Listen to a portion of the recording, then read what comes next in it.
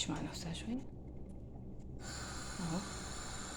تمام اهو.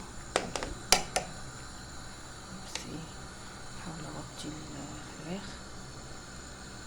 اهو.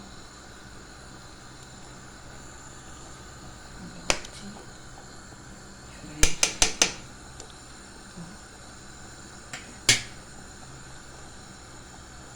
اهو. انتوا ملاحظين حتى ان هي الفراخ ابتدت الطماطم تغلي مع الفراخ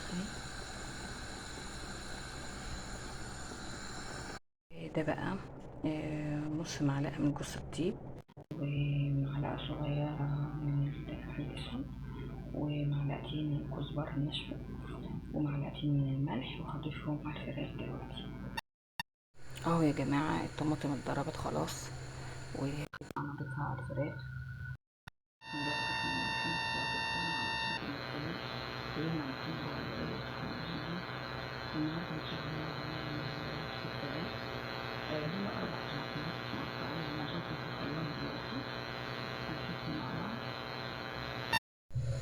وهنا بعمل الفراخ وحطها في الخلطة طبعا، في لبن وزبادي وبهارات وفلفل اسود وملح ابيض وكزبرة ناشفة والسبع بهارات وتوم باودر وملح وتوم باودر وبصل باودر. معلش انا اسفة، انا تعبانة شوية معلش، استحملوني. فانا كده ده فراخ كنتاكي.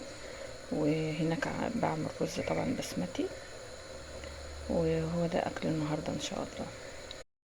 انا هنا يا جماعة هو بعمل رز بسمتي، هو خلاص كده بيغلي وهوطي عليه